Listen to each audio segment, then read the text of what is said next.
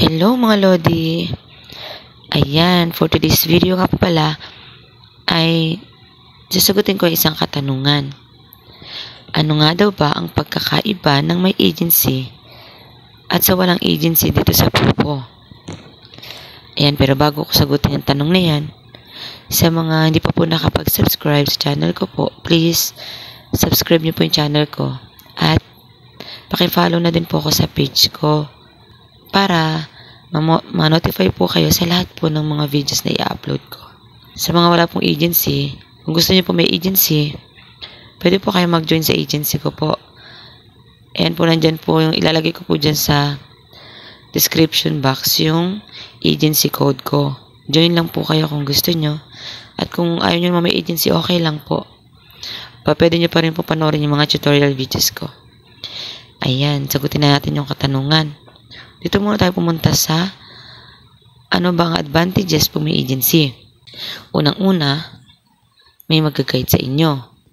Priority kayo sa mga task nyo. At especially po, may sasagot sa lahat ng katanungan nyo dito about kay Popo. Tulad yan, yung pag-upo nyo sa party life. Hindi po kayo makikick out dyan. Kung makaranas man kayo ng kick out, siguro dahil hindi pa kayo nakikilala ng ibang member na nag-o-open ng party live. Pero pag nakilala na nila kayo, imposible na i-kick out kayo, diba? Kasi nga priority kayo. Possible din po na mabigyan kayo ng gifts. Kasi may mga nag-gamble dito. May mga nananalo. E di syempre, nagsishare sila ng blessings.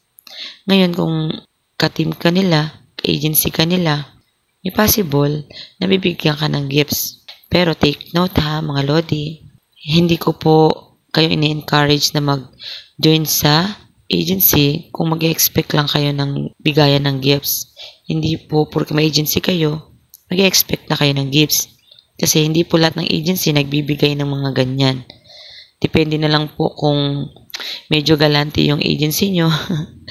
Pero may mga agency po na tinuturuan maging independent ang mga member nila. Para po, in case na magkaroon sila ng mga grupo, ay sanay na sila. Sanay silang mag-manage ng mga team nila.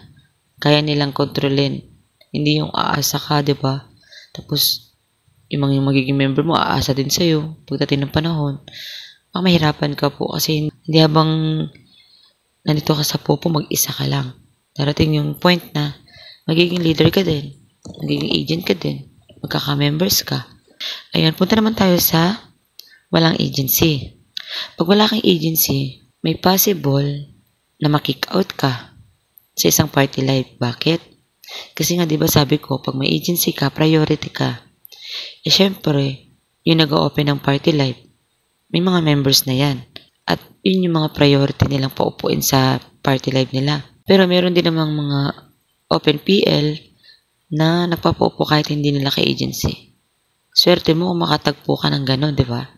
Pero meron pa din naman. About naman sa gifts, meron din naman nagbibigay kahit hindi ka nila ka-agency. Pero, tulad ng sinabi ko, ulitin ko ulit, hindi ka priority. Tapos, pag wala kang agency, siyempre papasok ka sa Popo, talagang mangangapa ka. Hindi mo alam kung kanino ka magtatanong, hindi mo alam kung saan ka mag-uumpisa, hindi mo alam kung anong diskarte meron sa Popo. Yun, kailangan talagang sariling sikap. Wala kang option. Kundi, sariling sikap. Pero, kung kaya mong mag-isa at kaya mong matutong mag-isa o may diskarte kang mag-isa ka, okay lang naman. Sabi ko nga, diba, sa unang-una pa lang, option mo yan, decision mo yan. Kung gusto mong mag-join sa agency or wala. Pero pwedeng-pwede ka dito sa Popo. At ayun lang po for today's video.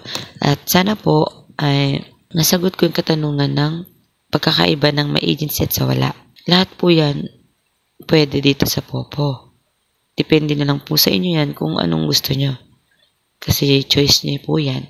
At hanggang dito lang po. Salamat po sa panonood. At sana po huwag nyo pong kalimutan na i-subscribe yung channel ko. Please po. At sa page ko po, paki-follow na din po. At sana po subaybayan nyo po yung mga tutorial videos po na i-upload ko. Thank you so much po. Bye-bye!